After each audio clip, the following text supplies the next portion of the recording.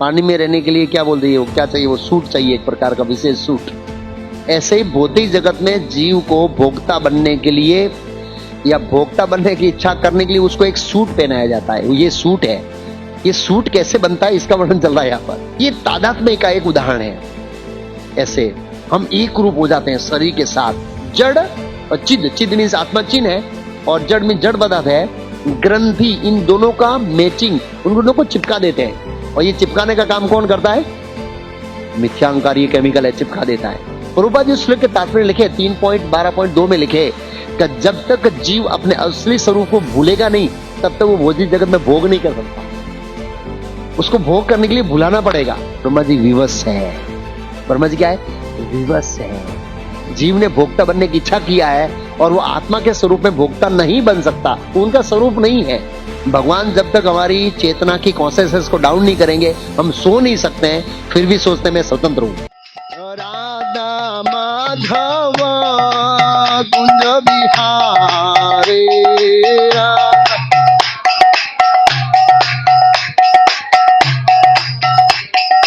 गोपी जन वल्लभ गिरि पर नारे, गोपी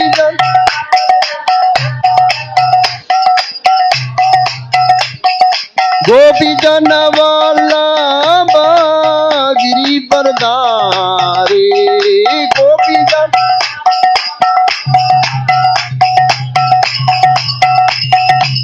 यशोदानंदन जन रंजन यशोदानंद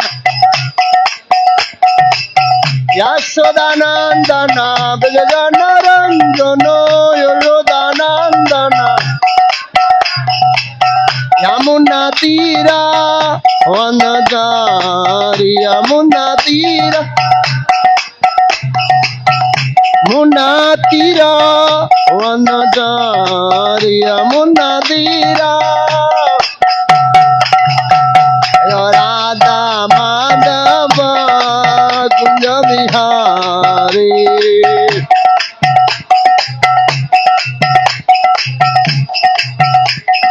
गोपी जन वल्लभ गिरि पर नारे, गोपी जन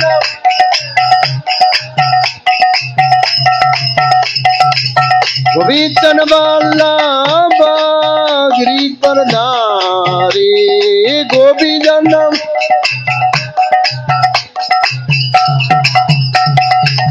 यशोदानंदन जन रंजन यशोदानंदन यशोदानंदन जन रंजन यशोदानंदन यमुना तीरा वनचारी, यमुना मुना तीरा वनचारी, यमुना जय राधा माधव कुंज बिहारी।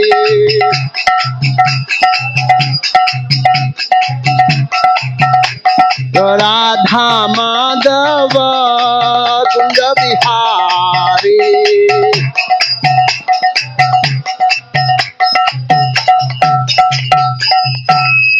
श्रीमद् भागवतम स्कंद 2 अध्याय 5 समस्त कारणों के कारण, श्लोक संख्या 25। तामसात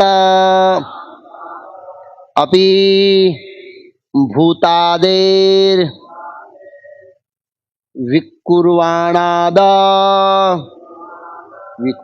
हम अभूत नभः तस्य मात्रा गुणः शब्दो लिंग यदा दृष्टा दर्शयो तमसादपि भूतादे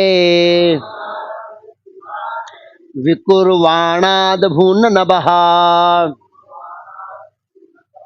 तस्य मात्रा गुणः शब्दो लिंगम यददष्ट दर्शयो तामसादिभूतादेर विकुर्वाणाद भून नभः तस्य मात्रा गुणः शब्दो लिंगम यद दृष्टदस्यो तामसादपीर्भूतादेर विकुर्वाणाद भून नभः तस्य मात्रा गुण शब्दो लिंगम यद दृष्टदस्यो।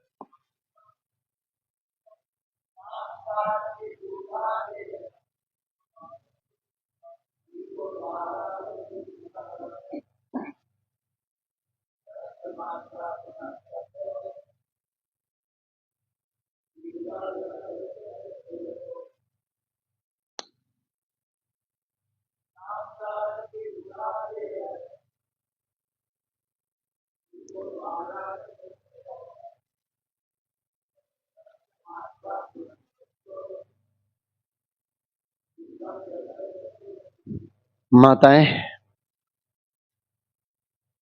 तामसादिभूतादे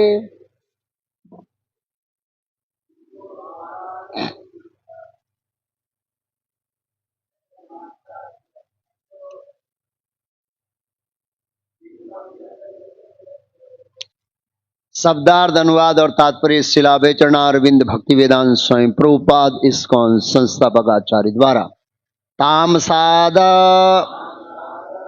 मिथ्या अहंकार के अंधकार से अपि निश्चय ही भूत आदि भौतिक तत्वों का विकुर्वाणात रूपांतरण के कारण अभूत उत्पन्न हुआ नभः आकाश तस्या उसका मात्रा सूक्ष्म रूप गुण गुण शब्द ध्वनि लिंगम लक्षण यथा जो दृष्टु दृष्टा दृश्यो देखे गए का। अनुवाद मेरे पीछे दोहराइए। मिथ्या अहंकार के अंधकार से 5 तत्वों में से पहला तत्व आकाश उत्पन्न होता है। आकाश का सूक्ष्म रूप शब्द का गुण है। ठीक उसी प्रकार जिस तरह दृष्टा का दृश्य से संबंध होता है। तात्पर्य 5 तत्व जिनके नाम आकाश वायु अग्नि जल तथा पृथ्वी है, ये सभी मिथ्या अहंकार के अंधकार से विभिन्न गुण हैं। इसका अर्थ ये हुआ कि महत्त्व के रूप में मिथ्या अहंकार भगवान की तटस्थ शक्ति से उत्पन्न होता है और भौतिक सृष्टि पर प्रभुत्व जताने के इस मिथ्या अहंकार के कारण ही जीव के मिथ्या भोग के लिए सारे अवयव उत्पन्न होते हैं। जीव भोक्ता के रूप में भौतिक तत्वों के ऊपर प्रधान आधिपत्य जनाने वाला बनता रहता है। यद्यपि पृष्ठभूमि में परमेश्वर रहते हैं, वास्तव में भगवान के अतिरिक्त अन्य कोई भोक्ता नहीं कहा जा सकता, लेकिन जीव झूठे ही भोक्ता बनना चाहता है। मिथ्या अहंकार का यही मूल है। जब मोहग्रस्त जीव इसकी इच्छा करता है तब भगवान इच्छा से छाया तत्व उत्पन्न करते हैं, छाया तत्व ये सब, और जीवों को उसके पीछे उचित तरह दौड़ने दिया जाता है जिस तरह मृग मरीचिका के पीछे मृग दौड़ता है। यहाँ कहा गया है कि पहले ध्वनि तन मात्रा उत्पन्न होती है, उसके बाद आकाश तत्व का निर्माण होता है, और इस श्लोक की पुष्टि की गई है कि वास्तव में ऐसा ही होता है। लेकिन ध्वनि आकाश का सूक्ष्म रूप है। इनमें से अंतर यह है वह दृश्य का अंतर जैसा है। ध्वनि का वास्तविक वस्तु का प्रतिरूप है। जिस तरह किसी वस्तु के बारे में बोला हुआ शब्द या ध्वनि उस वस्तु के वर्णन का बोध कराता है, अतएव ध्वनि वस्तु का सूक्ष्म गुण है। इसी प्रकार भगवान के लक्षणों का वर्णन करने वाला ध्वनि भगवान का पूर्ण रूप है। जैसा कि भगवान कृष्ण के पिता वसुदेव तथा भगवान राम के पिता महाराज दशरथ ने देखा था। भगवान का ध्वनि रूप साक्षात भगवान से अभिन्न है, क्योंकि भगवान तथा उनका ध्वनि रूप परम ज्ञान है। भगवान चैतन्य महाप्रभु ने हमें उपदेश दिया है कि भगवान का पवित्र नाम जो भगवान का ध्वनि निरूपण है, भगवान की सारी शक्तियां निहित है। अतएव भगवान के पवित्र नाम के ध्वनि निरूपण के शुद्ध उच्चारण से मनुष्य तुरंत भगवान के सानिध्य का आनंद उठा सकता है। शुद्ध भक्त को तुरंत ही भगवान का स्वरूप प्रकट हो जाता है। अतएव शुद्ध भक्त भगवान के एक क्षण के लिए भी विलग नहीं होता है। अतएव जो भक्त निरंतर भगवान के संपर्क में रहने की कामना करता है, उसे शास्त्रों द्वारा अनुमोदित भगवान के पवित्र नाम हरे कृष्णा कृष्ण कृष्ण हरे हरे, हरे राम राम राम हरे हरे का कीर्तन करना चाहिए। जो इस प्रकार भगवान का सानिध्य प्राप्त कर लेता है, वह निश्चित रूप से मिथ्या अहंकार से उत्पन्न जगत के अंधकार से उड़ आता है। तम सोमाम ज्योतिर्गम्य ओम अज्ञानतिमिरान्धस्य ज्ञानांजन शलाकया चक्षुरुन्मीलितं येन तस्मै श्री गुरुवे नमः। नमो ओम विष्णुपादाय कृष्ण पृष्ठाय भूतले श्रीमते भक्ति वेदांत स्वामी नित्यामिरे। नमस्ते सारस्वती देवे गौरवाणी प्रचारणे निर्विशेष शून्यवादी पाश्चात्य देशतारिणे। श्री कृष्ण चैतन्य प्रभु नित्यानंद श्री अद्वैत गदाधर श्रीवास आदि गौर भक्तवृंद। हरे कृष्णा कृष्ण कृष्ण हरे हरे, हरे राम राम राम हरे हरे। तो यहाँ पर श्रीमद् भागवतम का दूसरा स्कंद चल रहा है। दूसरे स्कंद के 5वां अध्याय चल रहा है, जिसका शीर्षक है समस्त कारणों के कारण।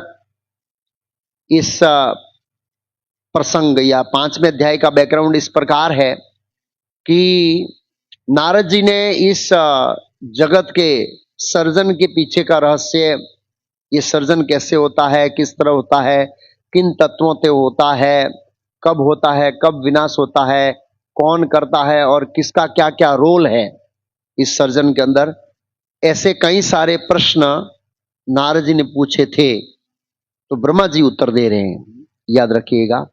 और विषय चल रहा है सर्जन का। सर्जन का विषय क्यों चल रहा है? क्योंकि जीव को जिस परिस्थिति में रहना है, उन परिस्थितियों का निर्माण हो रहा है। जीव अपने स्वरूप में इस परिस्थिति में नहीं रह सकता। जो अभी हम जिस परिस्थिति में है, वो अपने स्वरूप में जीव नहीं रह सकता। वो जीव का स्वभाव नहीं है। वो जीव अपने स्वरूप में भोक्ता नहीं बन सकता। उस स्वरूप, जो असली स्वरूप है जीव का, सच्चिदानंद स्वरूप, उसके ऊपर आवरण डाला जाता है। और आवरण डालकर एक विशेष प्रकार का कपड़ा पहनाया जाता है, तब रहता है। जैसे हम पानी में नहीं रह सकते हैं। पानी में रहने के लिए क्या बोल रही है, वो क्या चाहिए, वो सूट चाहिए, एक प्रकार का विशेष सूट। लोग डीप डाइव करते हैं समुद्र में, तो एक विशेष प्रकार का सूट पहनते हैं। ऐसे ही भौतिक जगत में जीव को भोक्ता बनने के लिए या भोक्ता बनने की इच्छा करने के लिए उसको एक सूट पहनाया जाता है। ये सूट है। ये सूट कैसे बनता है, इसका वर्णन चल रहा है यहाँ पर। इस सूट बनने में बहुत बड़ी मेहनत है। मतलब भगवान के लिए कोई बहुत बड़ी मेहनत नहीं है। कल मैं ट्रांसेंडेंटल डायरी पढ़ रहा था, प्रभुपाद जी लेक्चर दे रहे थे कि हम मायापुर में बहुत बड़ा मंदिर बना रहे हैं और आप सबसे अनुरोध करता हूं कि आप सब मुझे सपोर्ट कीजिए। प्रभुपाद जी बोले भगवान के लिए मंदिर बनाना कोई बड़ी बात नहीं, वो तो सोचने मात्र से करोड़ों ब्रह्मांड बना देते हैं। लेकिन ये हमारा मंदिर विश्व की दृष्टिकोण में बहुत बड़ा है, लेकिन ये सबसे छोटा है, प्रभुपाद बोले। और इससे भगवान प्रसन्न होंगे ये देखकर कि हमने इस मंदिर बनाने के पीछे मेहनत कितनी किया है, भगवान वो देखेंगे। भगवान के लिए ब्रह्मांड इतना बड़ा बनाना कोई बड़ी बात नहीं है। मंदिर कौन सी बड़ी बात है, वो तो एक रई के दाने जितना है। मायापुर का मंदिर भगवान के लिए रई के दाने जितना है, लेकिन भगवान देखते हैं कि हम कितना मेहनत करते हैं। तो ऐसे ही भगवान को मेहनत नहीं है इसके पीछे, सर्जन के पीछे, लेकिन फिर भी बहुत बड़ा विज्ञान और बहुत बड़ी सिस्टम है इस ये आवरण की कोट बनाने के लिए। और किस तरह जीव को अपने स्वरूप को भुला दिया जाता है, कौन कौन से केमिकल डाले जाते हैं जिससे जीव अपना स्वरूप भूल जाता है। कई बार केमिकल मिक्स करते हैं ना, अलग अलग केमिकल से साबु बनता है, अलग अलग केमिकल से अलग अलग गद्दा बनता है, सब वेराइटीज ऑफ केमिकल होते हैं। तो आत्मा को भूलने के लिए कौन से केमिकल का उपयोग किया है, और ये सूटकेस बनाने के लिए कौन कौन से केमिकल का उपयोग किया गया है। तो जीव को जिस जगत में रहना है, इस जगत में रहने के लिए परिस्थिति का निर्माण करना पड़ता है, क्योंकि जीव अपने स्वरूप में मटेरियल वर्ल्ड में नहीं रह सकता, ये पॉइंट है। और न ही तो वो भोक्ता बन सकता है। इसलिए उनकी इच्छाओं की पूर्ति के लिए उसको सबसे पहले अपने ज्ञान से भुला दिया जाता है और एक विशेष परिस्थितियों में रखा जाता है जिससे वो भोक्ता बन सके। तो उस परिस्थितियों के निर्माण का वर्णन चल रहा है। अब याद रखिए, ये जो श्रीमद् भागवतम का दूसरा स्कंद है, उस दूसरे स्कंद में सूक्ष्म सर्जन का बात हो रहा है। सूक्ष्म सर्जन मतलब इसमें पार्ट बनेंगे, पार्ट, आंख, चमड़ी, कान, नाक, ये जितने भी शरीर के अंदर अंदर पार्ट है, एलिमेंट्स, ये पार्ट तैयार होंगे। और याद रखिए, पार्ट तैयार होकर साइड में रहेंगे, इसमें आत्मा कनेक्टिंग अभी नहीं होगा। आत्मा कनेक्टिंग होगा इस सूटकेस में। आत्मा कहां आए, कब आएगा? और तीसरे स्कंद के 12वें अध्याय के दूसरे श्लोक में कनेक्टिंग होगा आत्मा। कहां पर कनेक्ट होगा? तीसरा स्कंद 12वां अध्याय में श्लोक बताऊंगा, वो कनेक्टिंग करने वाला श्लोक। हाँ, वहां पर आत्मा कनेक्टिंग होगी मटेरियल वर्ल्ड से। तब तक उसकी मतलब उसकी कॉन्शियसनेस कनेक्टिंग होगी, चेतना। तब तक उसकी चेतना कोई कनेक्टिंग नहीं होगी। तब तक ये पार्ट बने रहेंगे। जैसे गाड़ी है, वो गाड़ी के अलग अलग पार्ट बन जाते हैं और तैयार नहीं होती, ड्राइवर नहीं बनता, ड्राइवर उससे कनेक्ट नहीं करता है ना। तो ऐसे ही ये एलिमेंट्स जो है, ये अलग अलग तैयार हो रहा है, ये बॉडी तैयार हो रही है। ब्रह्मा जी कनेक्ट करेंगे एक्चुअली ऐसे। तो ये जो श्लोक है, ये 25वां श्लोक है। श्लोक संख्या 21 से लेकर 31 तक 10 श्लोकों के अंदर ये शरीर के जितने भी पार्ट है और उस पार्ट के इंचार्ज है, आंख का एक देवता है, चमड़ी का एक देवता है, वायु का एक देवता हमारे शरीर में है, कान का एक देवता है, जीभ का एक देवता, सभी देवता है। इन देवताओं और इन पार्टों का क्रिएशन होगा, ये ध्यान रखिए। तो अब तक 21 से 24 तक का हम क्रिएशन में कहां पहुंचे, उसका बैकग्राउंड दे देता हूं, फिर आगे का क्रिएशन मैं बताऊंगा। हाँ, तो 21वें श्लोक में बताया कि भगवान कारणोदक विष्णु, मैं क्रिएशन के स्टेप्स को बता रहा हूं, सूक्ष्म क्रिएशन। भगवान पार्ट, इस शरीर के जो पार्ट है अलग अलग, वो शरीर के पार्ट को तैयार कर रहे हैं, उसका स्टेप्स बता रहा हूं। तो पहला स्टेप है, भगवान दृष्टि डालते हैं किसके ऊपर? प्रधान के ऊपर। किसको पता है प्रधान क्या है? भागवत में आप तीसरे स्कंद में दूसरे इसमें प्रधान शब्द का उपयोग करेंगे। प्रधान में हमारे प्रधानमंत्री नहीं, ये बहुत सारे प्रधान नहीं, प्रधान एक तत्व का नाम है। किसी को पता है प्रधान किसको कहते हैं? हाथ खड़ा करेंगे। हाँ, प्राणदा प्रभु।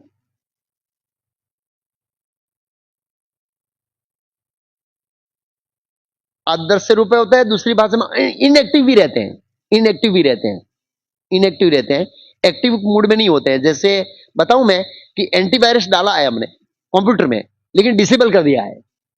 डिसेबल कर दिया मतलब वो उसका प्रभाव नहीं बता रहा है, आप समझे? तो ये जो एलिमेंट्स है, ये सटल फॉर्म में रहते हैं, लेकिन इनएक्टिव स्टेज में रहते हैं। मतलब वो है, एग्जिस्ट करता है, ऐसा नहीं एग्जिट नहीं करता है। एलिमेंट एग्जिट करते हैं, इनएक्टिव स्टेज में रहते हैं, डिसेबल फॉर्म में रहते हैं। वो प्रधान तत्व है।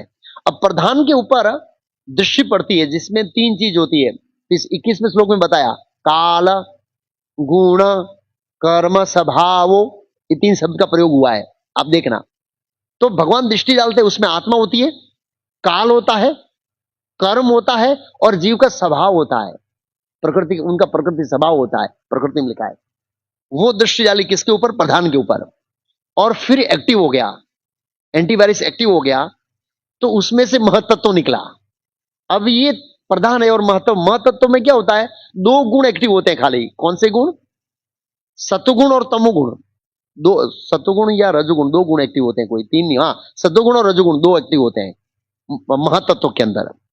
अब महातत्व से जो पहला तत्व निकलता है, वो इस श्लोक में कहा है तामस आदि, वो निकलता है क्या? अहंकार। महातत्व से पहला चीज निकलता है वो मिथ्या अहंकार।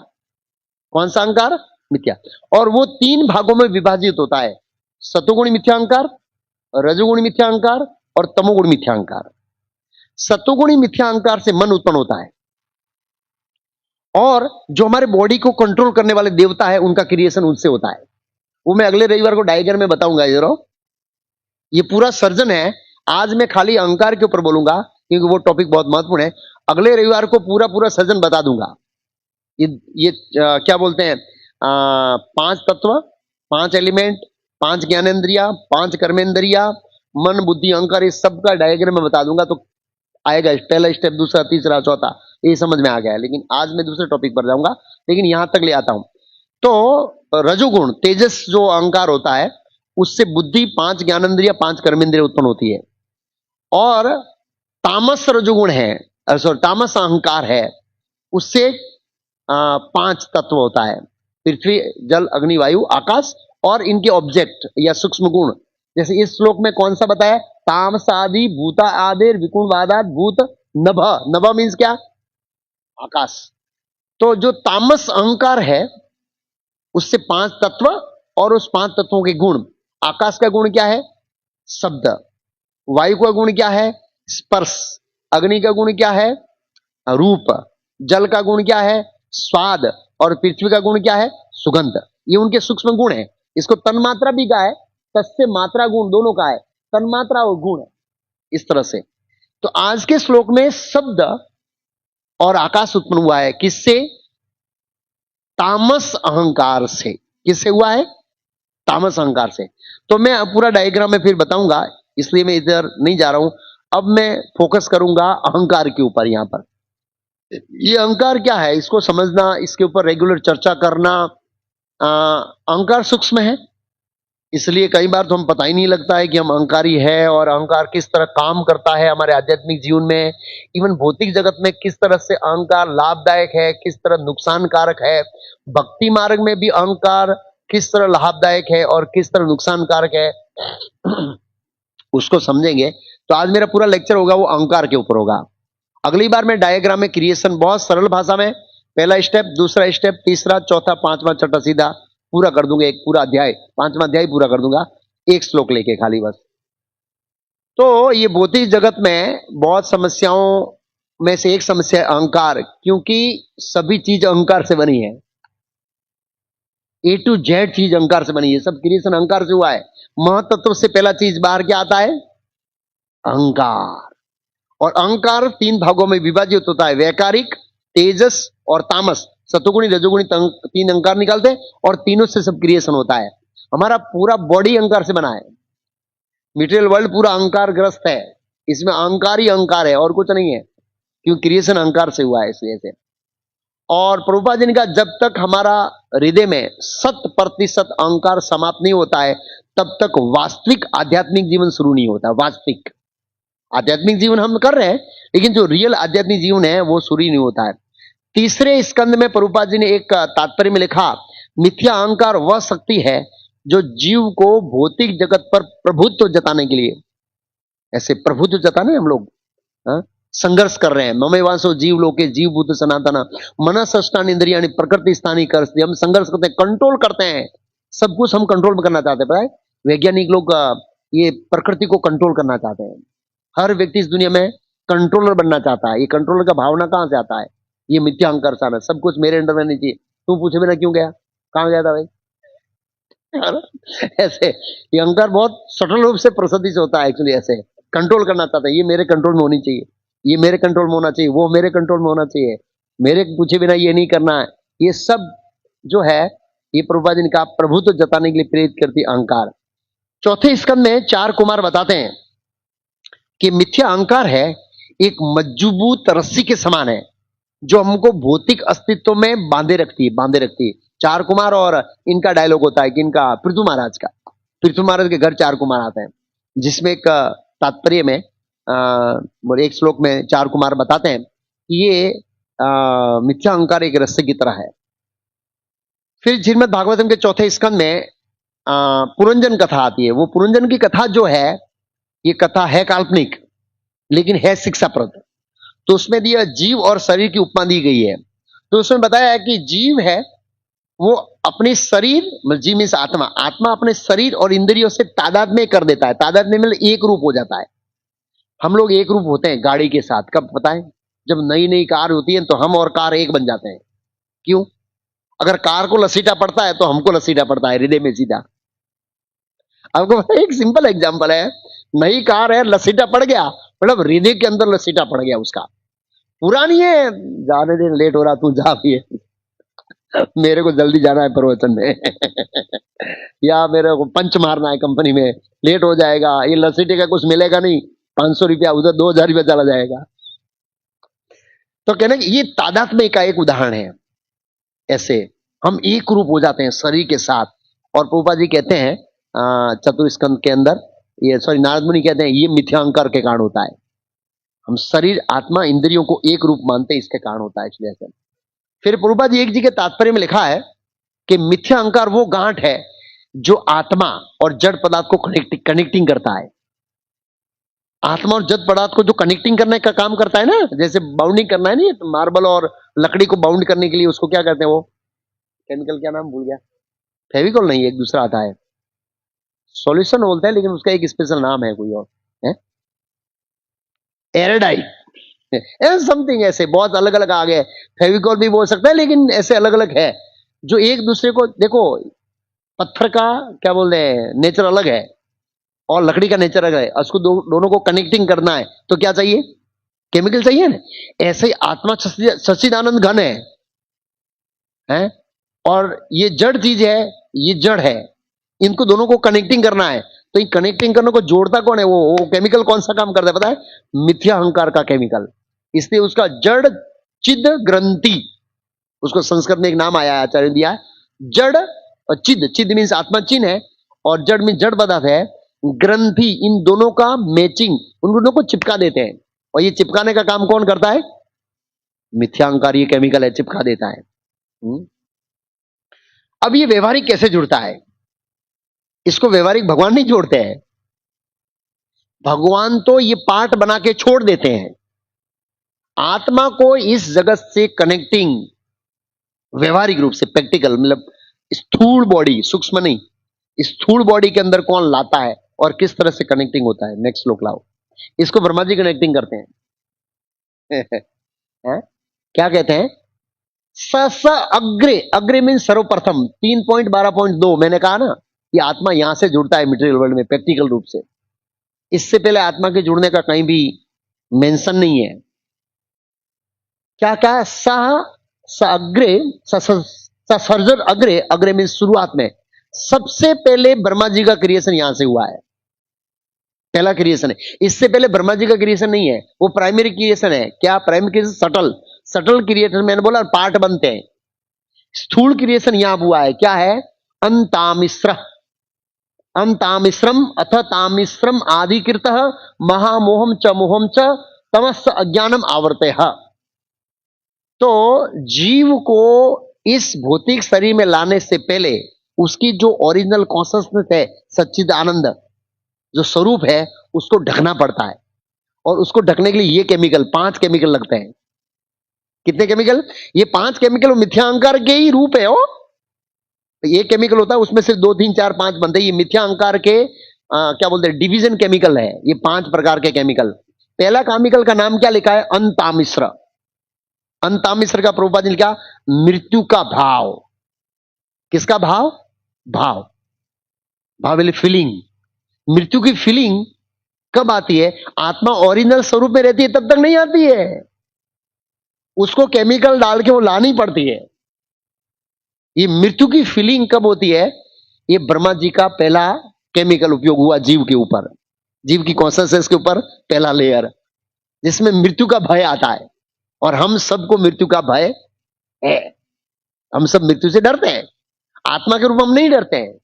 जब ज्ञान हो जाएगा मृत्यु का कोई भय नहीं है, पितामह भीष्म को कोई भय नहीं था, ध्रुव महाराज को कोई भय नहीं था, प्रहलाद महाराज को कोई भय नहीं था, क्योंकि वो आत्मा के लेवल पे थे, मृत्यु का कोई भय नहीं है। वो हिरण्यकशिपु ऐसे करता है तो 33 करोड़ देवता ऐसे हो जाते थे, क्योंकि वो आत्मा भाव, शरीर भाव में थे। प्रहलाद महाराज आत्मा भाव में थे। क्या है भाई, क्यों क्या है, चुप रहे ना भाई, ऐसे मतलब वो नॉर्मल, ऐसे कोई डर नहीं है। मृत्यु का भाव पहला केमिकल। दूसरा भाव लिखा है तामिश्र, नीचे वाला, हताशा पर क्रोध।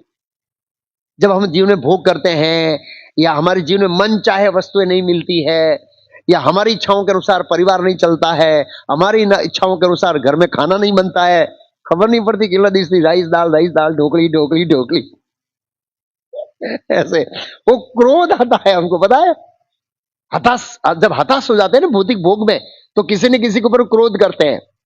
ये लक्षण भी आत्मा का नहीं है, ये दूसरा केमिकल लगाया है ब्रह्मा जी ने। अब तीसरा आया है महामोहम, है भोग्य वस्तुओं का स्वामित्व, उसको आगे समझाऊंगा। मैं और मेरा, मेरे भोग्य वस्तु है उसका स्वामित्व, ये मेरी है भाई, तुमने क्यों टच किया, ये मेरा मोबाइल है, ये मेरा कपड़ा है, ये मेरा मेरा मेरा जितनी भी हम भोग्य वस्तु है उनका स्वामित्व भाव आता है। वास्तव में इस दुनिया में हमारा कुछ भी नहीं है, लेकिन ये ब्रह्मा जी ने केमिकल चढ़ाया तब ये भाव आया। इसका भाव बहुत स्ट्रांग है। मेरा एक्सपीरियंस है ये पिछले वीक का ही। बताऊं एक एक्सपीरियंस बताऊंगा एक व्यक्ति का ऐसे। हाँ, महामोह भोग्य वस्तु का मोहम। हाँ, चौथा केमिकल मोहम। मोहम का मतलब है बॉडीली कॉन्शियस, शरीर भाव। मैं ये शरीर हूं। आत्मा ने शरीर भाव धारण कर लिया है। आत्मा का अपने स्वरूप में शरीर भाव धारण किया, अपने आप को शरीर समझते हैं। और लास्ट क्या है पता है? तमह, असली स्वरूप की विस्मृति। अपनी असली स्वरूप है कि मैं सच्चिदानंद घन हूं और कृष्ण का अंश हूं, इसकी विस्मृति, पांचवा केमिकल। प्रभुपाद जी श्लोक के तात्पर्य लिखे 3.12.2 में लिखे कि जब तक जीव अपने असली स्वरूप को भूलेगा नहीं तब तक वो भौतिक जगत में भोग नहीं कर सकता। उसको भोग करने के लिए भुलाना पड़ेगा। हम कृष्ण को भूल गए हैं और अपने स्वरूप को भूल गए, इसलिए तो भौतिक जगत में भोग कर रहे हैं। नहीं तो हम भोग थोड़ी करेंगे, नहीं तो हम सेवा करेंगे। बराबर ना? ये 5 प्रकार के केमिकल जो अहंकार से ही उत्पन्न है, ब्रह्मा जी ने चढ़ाया और फिर ब्रह्मा जी ने गुलाटी मराई जीव को अंदर और देखा बाप रे बाप। इसका नेक्स्ट श्लोक पढ़ना आप। ब्रह्मा जी को आश्चर्य हो गया, बाप रे बाप, जीव कितना सुंदर, अद्भुत गुण थे, अद्भुत नम्रता थी, अद्भुत सेवा भाव था, अद्भुत भगवान से प्रेम था। ये गुलाटी मारी तो कितना विकृत हो गया है। जैसे वो जिसने वो पहली बार अणु बम डाला ना, है ऊपर से देता इसका इफेक्ट, तो उसका हृदय कांप गया। उसको ही पता नहीं इसका इतना इफेक्ट होगा। तो ब्रह्मा जी को भी पता नहीं था कि ये केमिकल की इतनी इफेक्ट होगी। आप समझे? ब्रह्मा जी को ही पता नहीं था ये केमिकल की इतनी इफेक्ट होगी। जीव ब्रह्मा जी को अच्छा नहीं लगा। प्रभुपाद जी लिखते हैं उसमें, ब्रह्मा जी वो शरीर त्याग कर दिया। ब्रह्मा जी शरीर त्याग कर लिया मतलब वो कॉन्शसनेस त्याग कर दी। लेकिन प्रभुपाद जी लिखे ब्रह्मा जी विवश है। ब्रह्मा जी क्या है? विवश है। जीव ने भोक्ता बनने की इच्छा किया है और वो आत्मा के स्वरूप में भोक्ता नहीं बन सकता, उनका स्वरूप नहीं है।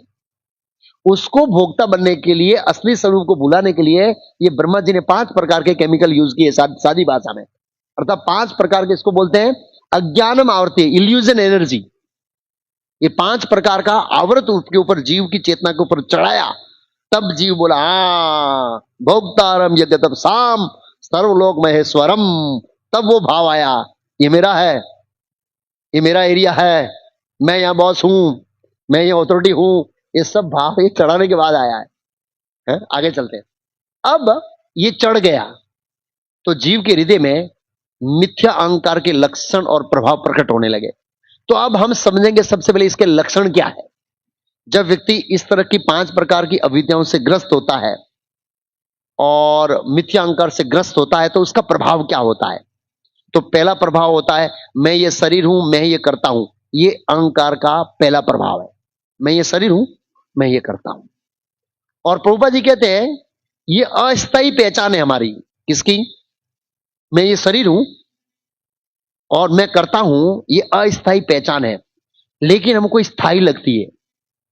इसलिए माता देवती ने कपिल देव भगवान से प्रश्न पूछा कि हे प्रभु, ऐसा लग रहा है कि जीव और प्रकृति का संबंध इटर्नल है, शाश्वत रूप से प्रकृति ने जीव को पकड़ के रखा है अपने कब्जे में।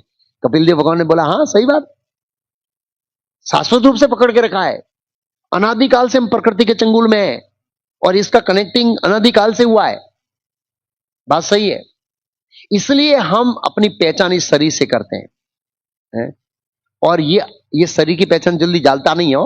हम शारीरिक भाव से इतना जल्दी बाहर निकलते नहीं है। आपको पता है, इतनी माला कर रहे हैं, बहुत भक्त पुरुष मुझे, ये शरीर भाव जाता क्यों नहीं है? इतना जल्दी नहीं जाएगा भाई। अनादिकाल से पकड़ा हुआ है, अनादिकाल से, जिसकी कोई कल्पना नहीं कर सकता। इतने कालों से पकड़ा हुआ है हमको प्रकृति ने, इतना जल्दी प्रकृति छोड़ेगी नहीं। फिर कपिल देव भगवान श्रीमद् भागवत के 30वें स्कंद में देखो, ये प्रकृति के मिथ्या अहंकार का वर्णन भागवत के 2 स्कंद में, 3 स्कंद में और 30वें स्कंद में शुरुआत में ब्रह्मा जी क्रिएशन करते हैं, वहां पर भी होता है। कपिल देव भगवान भी करते हैं और भगवान कृष्ण उद्धव जी को करते हैं। क्या 11वें स्कंद में वो 3 जगह डायलॉग होता है मिथ्या अहंकार के बारे में। तो अब मेरा टॉपिक मिथ्या अहंकार के बारे में चल रहा है, समझिए यार। तो अब मिथ्या अहंकार, बस मिथ्या अहंकार के 5 विस्तार प्रकार की अविद्या, 5 प्रकार की, वो जीव की चेतना के ऊपर चढ़ गई है। इसलिए जीव जीव की चेतना में अलग अलग प्रकार के ये 5 भाव बताए। भगवान कपिल बताते हैं कि जीव का बंधन कैसे होता है। तो सबसे पहले मिथ्या अहंकार का प्रभाव दिखता है कर्तापन में, कर्तापन में दिखता है। मिथ्या अहंकार का प्रभाव जो है वो कर्तापन में प्रकट होता है। तो जिसके बारे में भगवान ने कहा, प्रकृति क्रियामाणानि गुणे कर्माणि सर्वच अहंकार विभूत आत्मा कर्ता हम इति मन्यते। और ये जो भाव है कर्तापन का, वो हमको जन्म मृत्यु जरा व्याधि में क्या करता है, बांधता है। हम कोई कर्म करते हैं, इस धारणा से करते हैं कि मैं कर रहा हूं, तुरंत आपका जन्म मृत्यु चक्र का बंधन शुरू हो गया। वास्तविक कर्ता कौन है? प्रकृति क्रियामाणानि, भौतिक प्रकृति कर रही है, जो भगवान की शक्ति है, लेकिन हम सोच रहे मैं कर रहा हूं। हम माध्यम है, हम माध्यम है, हम करता नहीं है। जीव इस शरीर के अंदर खाली इच्छा करता है, नथिंग एल्स। सब कुछ प्रकृति अरेंजमेंट करती है।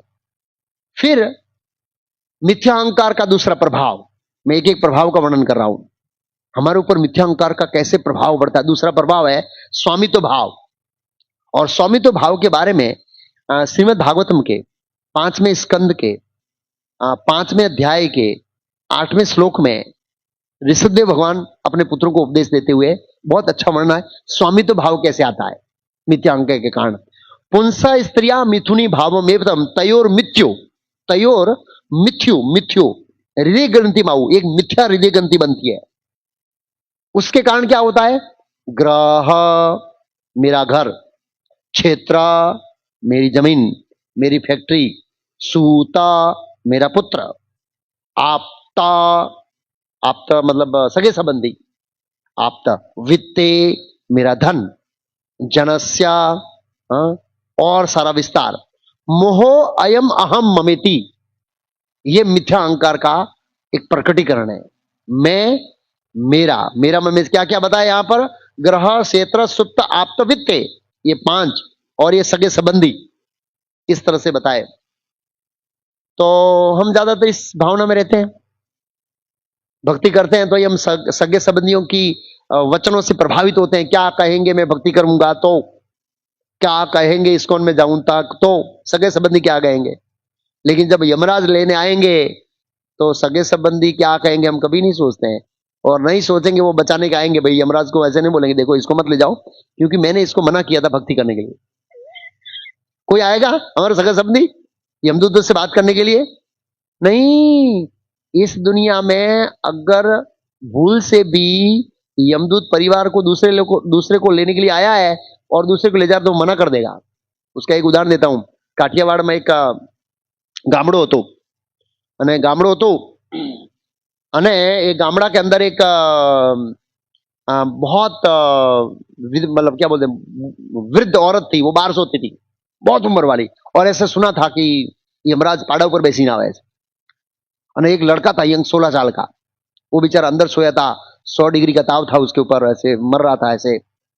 और एक गांव में पाड़ा छूट गया और रात को दादी माँ सूती बाहर ऐसे ऐसे कर रहा है।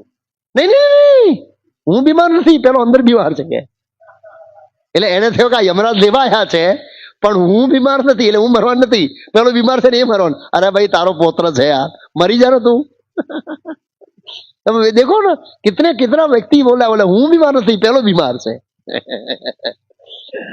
तो इस संसार में कोई भी मृत्यु के समय कोई भी सगा वाला नहीं आएगा कि इसको मत ले जाओ, बाकी उल्टो बोलेगा इसको ले जाओ तुम, इस तरह से। तो ये एक शरीर भाव है, ये मिथ्यांकार शरीर भाव का डर है। कई बार लोग चुपके माला करते हैं, सगे वाले देख लेंगे प्रभु जी क्या करूं, घर वाले देख लेंगे क्या करूं, धोती कुर्ता पहनता हूं घर वाले देख लेंगे क्या करूं। ये सब मिथ्यांकार के लक्षण है, क्योंकि बॉडीली कॉन्शियसनेस में, शारीरिक भावना में ऐसे। तो ये एक मिथ्यांकार का स्वामित्व भाव आता है।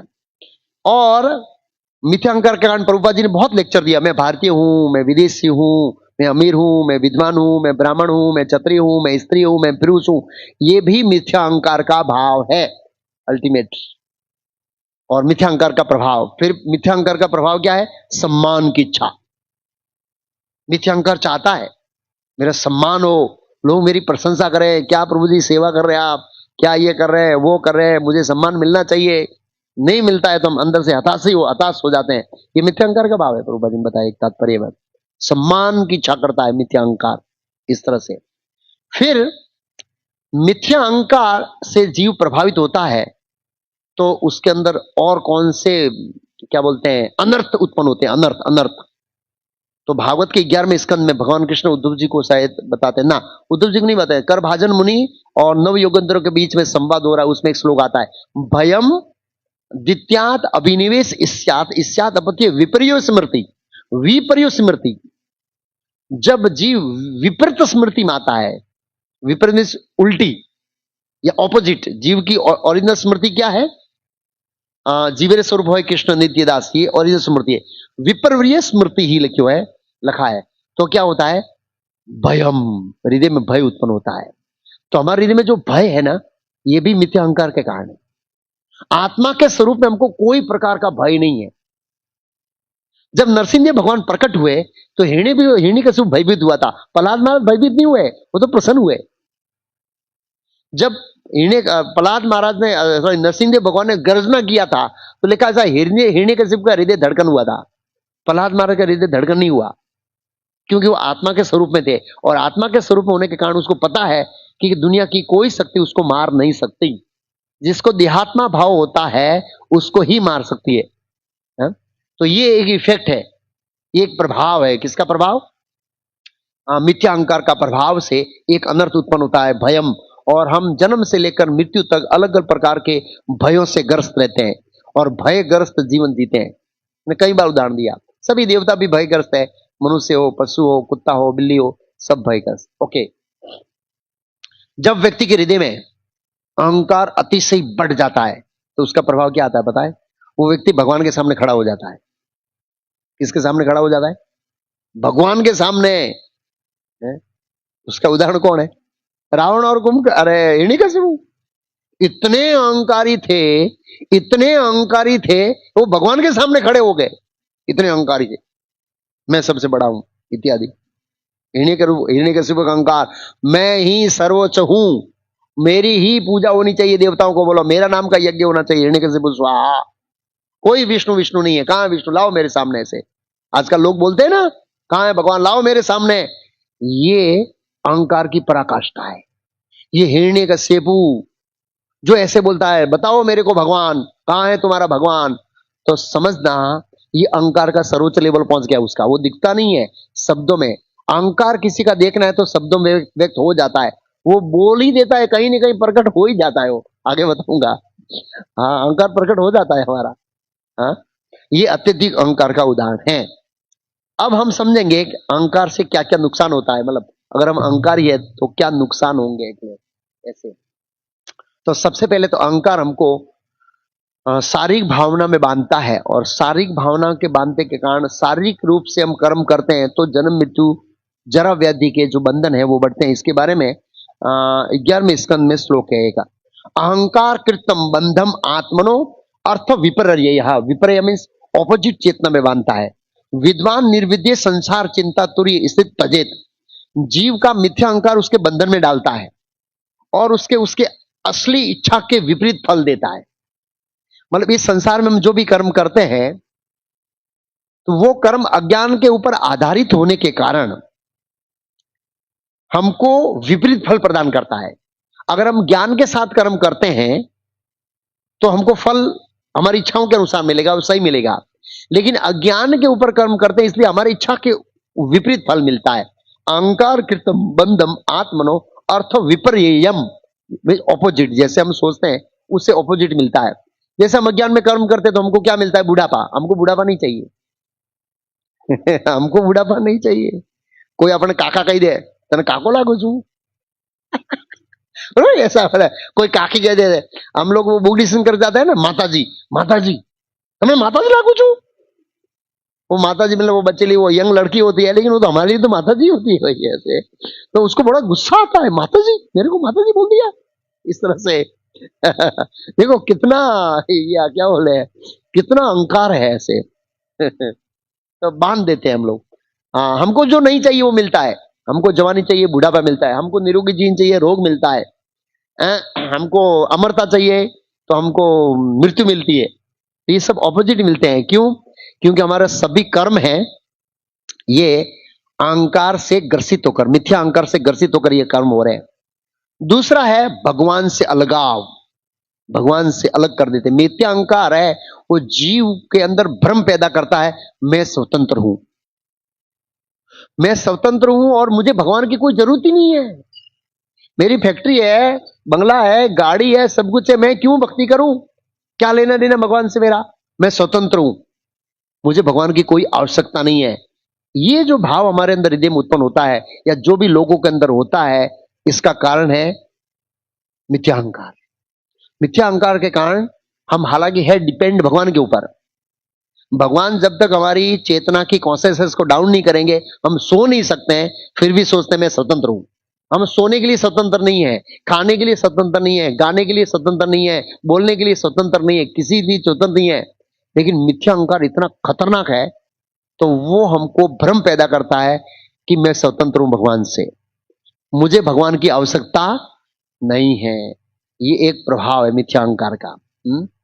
और इससे ये भक्ति में भी बाधित होती है, ये भक्ति में भी बाधा उत्पन्न करते हैं। अगर हम ऐसे सोचते हैं कि हम भगवान से स्वतंत्र, हम स्वतंत्र नहीं है, हर समय भगवान के ऊपर डिपेंड है और हमें भगवान की आवश्यकता है, क्योंकि हम भगवान के बिना सुखी नहीं हो सकते हैं। तीसरा, मिथ्या अहंकार के कारण काम, क्रोध, लोभ इत्यादि उत्पन्न होते हैं। स्पर्धा होती है मिथ्या अहंकार से।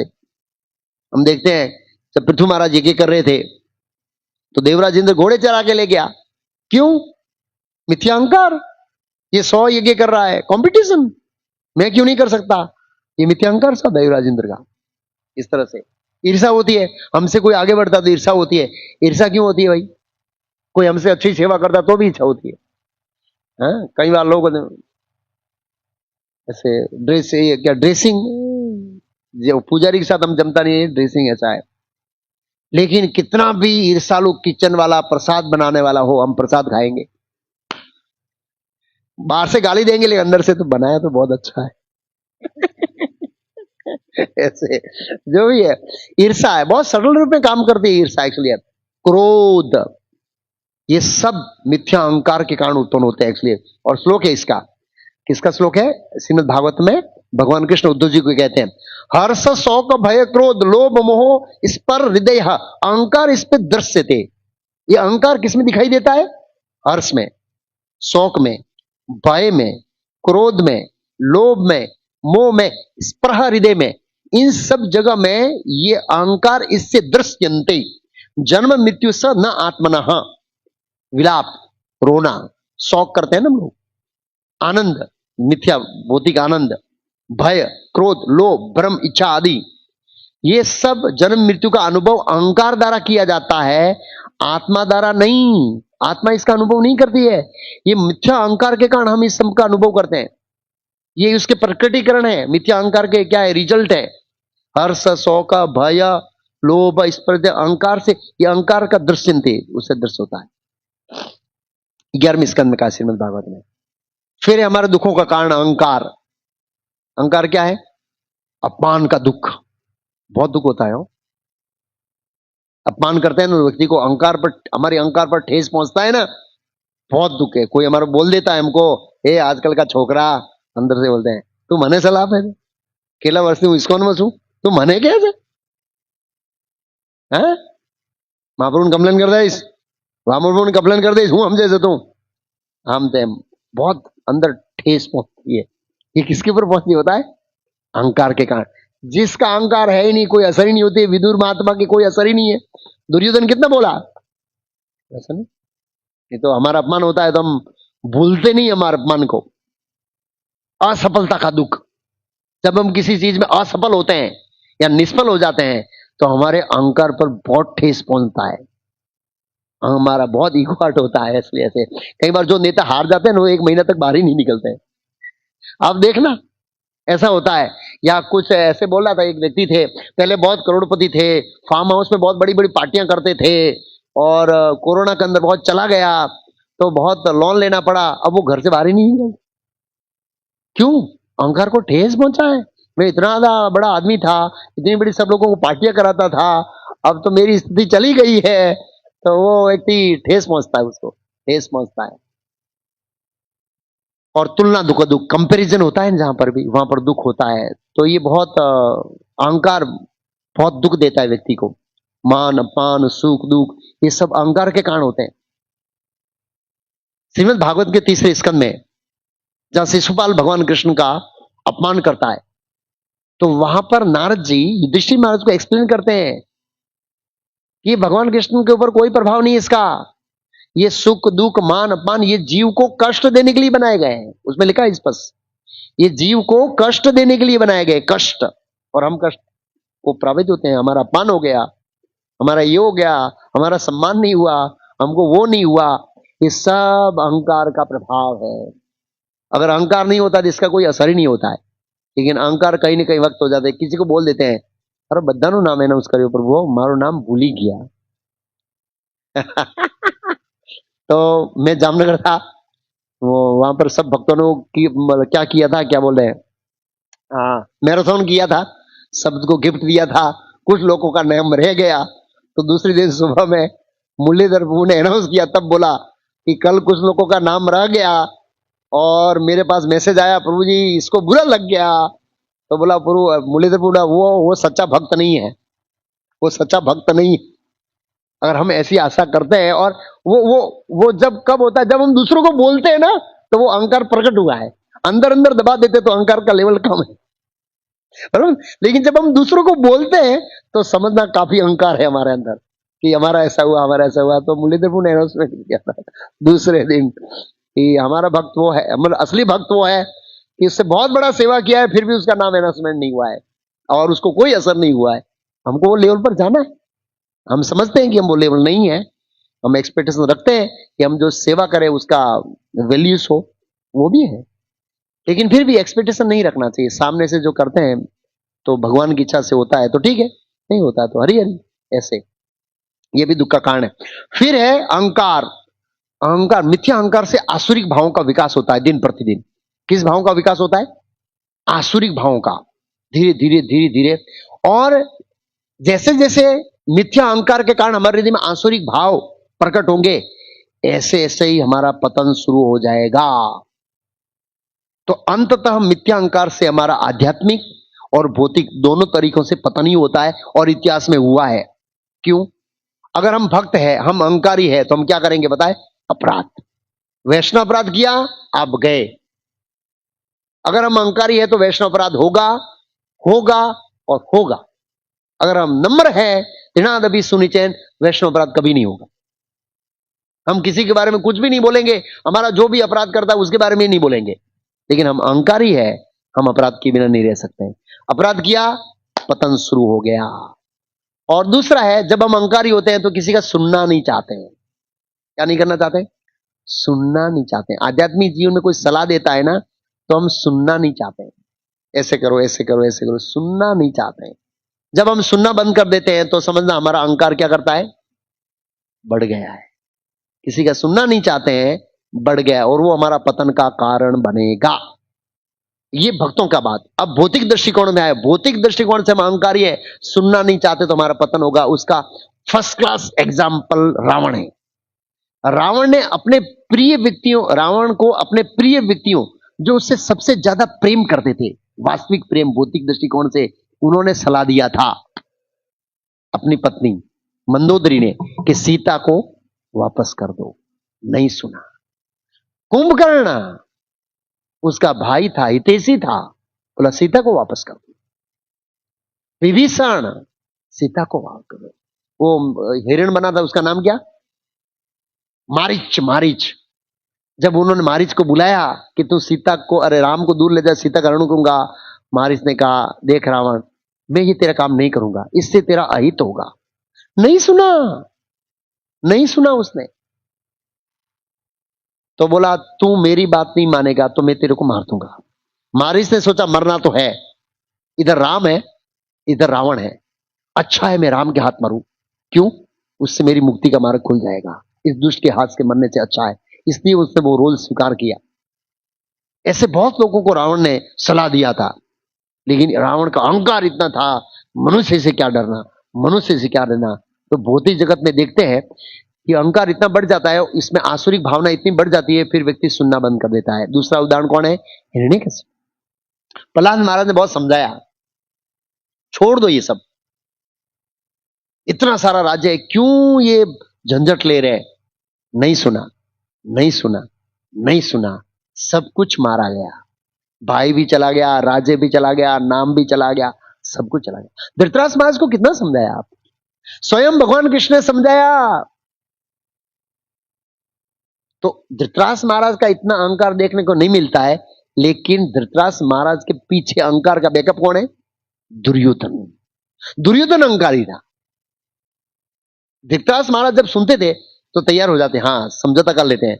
दुर्योधन आता है, उसको योजना पर पानी फेर देता है, वो समझाता है, वो पानी फेर देता है, वो समझाता, यही ऐसा ही होता। हम यहां समझाते हैं भक्तों को, तैयार होता सब, तब घर जाते हैं ना, इडली माड़ा नहीं करवानी के, आटलो ऊंडू नहीं उतरवानो, कोण के? वाइफ के ना, फुल टाइम सेवा नहीं करवानी, नौकरी करो, रिटायर्ड થઈ ગયા તો બીજી વાર करो, हाँ मने आ જોઈએ। आदमी आता है यहाँ तैयार होता है, डिस्कस करता है सब, प्रभु जी अब थोड़े दिन में फुल टाइम आ जाऊंगा, फुल टेवा। घर जाता है, पलटी मार देता। यहाँ पर लड़का आता है, प्रभु जी मैं ब्रह्मचारी बनूंगा, घर जाता है, पलटी मार देता है। तो धृतराष्ट्र का ऐसा ही है, वो दुर्योधन का फॉल्स ईगो उसको पलटी मरा देता है।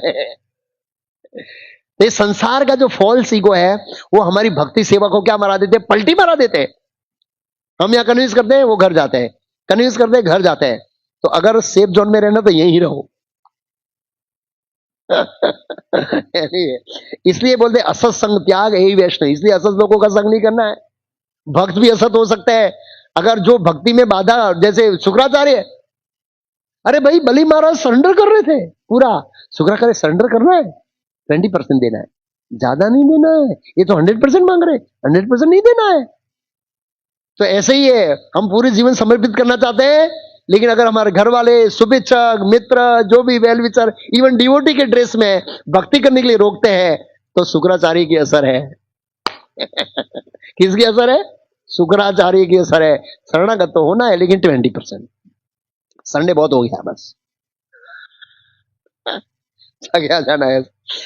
इंद्र का अहंकार, हिरण्यकशिपु का अहंकार, उसके बाद इंद्र, देवराज इंद्र में बारिश गिराता हूं, निसंदेह भगवान ने उनकी रक्षा किया। कुछ भक्त होते हैं उनका अहंकार आता है तो भगवान रक्षा करते हैं। ऐसे राजा नहुस का अहंकार, वो भक्त नहीं थे, पुण्यशाली राजा थे, स्वर्ग में गए और उसके पुण्य कर्म 50% थे। मैंने कथा कई बार कह दिया, लेकिन एक सारांश में बता रहा हूं, 50% थे। और सब ऋषियों ने बताया राजा बनो भाई, कोई राजा नहीं है, सेवा करो। तो सेवा के मूड से वहां बैठना चाहिए था। कौन से मूड से? सेवा के मूड से। ये भोक्ता के रूप में बैठा, क्योंकि अहंकार था हृदय में। बोला मैं इंद्र का पद बैठो, मैं इंद्र हूं, इंद्राणी को मेरी सेवा में लगाओ। अरे ये क्या चीज है? और सब ऋषियों को बोला मेरी पालकी उठाओ। बोला ये कौन सी चीज है भाई, हमने तुमको राजा बनाया और तुम हमको ही पालकी उठवा रहे हो। ये अहंकार था उसका, और उस अहंकार के कारण राजा ने उसको सांप बनना पड़ा। तो युधिष्ठिर महाराज ने अच्छा था, उदार किया, सांप बनना पड़ा।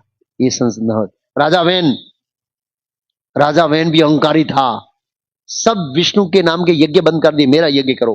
ब्राह्मण ने बहुत समझाया, ऐसे नम्रतापूर्वक गए ब्राह्मण, देखो ये शोभा नहीं देता है, आप भगवान के प्रतिनिधि है, आप राजा के रूप में भगवान के प्रतिनिधि को पूजे जाते हैं, वो सही है, लेकिन आप सर्वोच्च नहीं है। ए छोकरा जई बातों करो છો तुम लोगों ब्राह्मणों, તમને कहीं नॉलेज नहीं, राजा साक्षात भगवान, इस तरह से मेरा यज्ञ करो। बहुत समझाया, बहुत समझाया, बहुत समझाया, नहीं समझा तो स्वाहा, एक मंत्र बोला, राजा बहन को मार दिया। यस, राजा बहन को मार दिया, पतन हो गया उसका, पूरा हो गया। भक्ति और अहंकार का संबंध, शिला प्रभुपाद जी बोलते हैं हम अहंकार शून्य नहीं हो सकते हैं, अहंकार शून्य नहीं हो सकते हैं। अहंकार मीन्स हमारी आइडेंटिटी है, अहंकार मीन्स हमारा एग्जिस्टेंस है। हम एग्जिस्टेंस शून्य नहीं हो सकते, हमारा अस्तित्व है, लेकिन अहंकार को क्या करना है? मिथ्या अहंकार से रियल अहंकार, सही अहंकार के अंदर परिवर्तित करना है, बदलना है, ट्रांसफर करना है। हमारा रियल अहंकार क्या है? जीवेर स्वरूप है कृष्ण नित्य, अहंकार रहेगा, मैं हूं कृष्ण का दास हूं, मैं आत्मा हूं, ये अहंकार रहेगा, लेकिन मैं कृष्ण का दास हूं। तो प्रभुपाद जी कहते हैं भक्ति और अहंकार का संबंध, तो ये अहंकार ट्रांसफर होगा नम्रता से। भक्त हमेशा सोचता मैं सबसे छोटा हूं और मैं भगवान का क्या हूं? सेवक हूं। एक बार कुछ भक्तों ने प्रभुपाद जी को पत्र लिखा, ट्रांसलेटेड डायरी में एक प्रसंग आता है, भक्त मैं भक्त, मैं भक्त। प्रभुपाद जी बोले हम भक्त नहीं है, वी आर सर्वेंट, हम भक्त नहीं है, हम सेवक हैं। ये हमारा भाव होना चाहिए। हम बोलते हैं भक्त, ऐसे शब्दों में बोलते हैं भक्त, लेकिन ये भाव होना चाहिए, प्रभुपाद ने कहा। तृणाद भी सुनी चैन तरोर भी सहिष्णु अमानी ना मान रे कीर्तनी हजारी। ये भाव लाना पड़ेगा किसके अंदर? भक्ति में, जीवन में, तब ये मिथ्या अहंकार जाएगा, नहीं तो जाएगा नहीं। अब मिथ्या अहंकार से मुक्ति कैसे होगी? तो पहला है भगवान के नाम का कीर्तन और जप करना, जो हम रेगुलर करते हैं और करना चाहिए अच्छी तरह से। दूसरा है सेवा करना। जब हम सेवा करते हैं ना, तो भोक्तापन जाना है, धीरे भाव आता है, मैं किसके लिए सेवा कर रहा हूं? भगवान के लिए कर रहा हूं। क्यों? कि मैं भगवान का दास हूं। आप समझे? सेवा से ये भोक्ता भाव जाता है, मिथ्या अहंकार जाता है। और सेवा भी किसके साथ होनी चाहिए पता है? भक्तों के साथ में। तो भक्त हमको टोकेंगे, और टोकेंगे तो फिर यहां पर क्या होगा? धक्का लगेगा। वो धीरे धीरे धीरे धीरे अहंकार का गला ही होगा। अच्छा सेवा नहीं किया है, हाँ प्रभु जी कर रहा हूं, सॉरी। अच्छा सेवा नहीं किया है, ऐसे ऐसे ऐसे ऐसे हमको घसता जाएगा। तो जितना घसाई होगा इतना हीरा चमकेगा। क्या होगा? भक्तों के संग में सेवा करने से हमारी भूलों को रेक्टिफाई होगा, और हमारे अहंकार को जो ठेस पहुंचेगा, उससे हम धीरे धीरे धीरे धीरे धीरे धीरे क्या होंगे? नम्र होंगे। और सेवा से भाव आएगा कि हम सेवक हैं, हम स्वामी नहीं है। प्रभुपाद जी, मैं ट्रांसलेट डायरी पढ़ रहा, प्रभुपाद जी 76 में मायापुर में, और वहां पर रेगुलर नियमित रूप से प्रभुपाद जी को मैसेज आता है, मेरे को संन्यास लेना है, मेरे को संन्यास लेना है, मेरे को संन्यास लेना है। प्रभुपाद जी ने देखा कि संन्यास की मनोवृत्ति गलत हो रही है। प्रभुपाद, संन्यास लेना है सेवा करने के लिए, सेवा लेने के लिए नहीं। क्योंकि स्वाभाविक जो सन्यासी बनता है तो फिर उनकी सेवा करनी पड़ती है ना। प्रभुपाद जी बोले ये भाव गलत जनरेट हो रहा है, सेवा करने के लिए संन्यास लेना है, हमें जीवों की सेवा करना है, लेना नहीं है। तो सेवा करने से ये मिथ्यांकर जाएगा। श्रवण करना, विशेषकर भगवत गीता भागवत का श्रवण करना, और साधु संग, भक्तों की संगति से अहंकार धीरे धीरे धीरे धीरे धीरे धीरे जाएगा। नहीं तो ये अहंकार जाने वाला नहीं है। क्योंकि इसका लेयर जो है, ब्रह्मांड के ऊपर लेयर पृथ्वी जल अग्नि वायु, पृथ्वी जल अग्नि वायु आकाश, मन बुद्धि अहंकार। अहंकार का लेयर सबसे बड़ा है। और मैंने बोला पहला तत्व उत्पन्न हुआ है अहंकार, और सब चीज अहंकार से बनी है।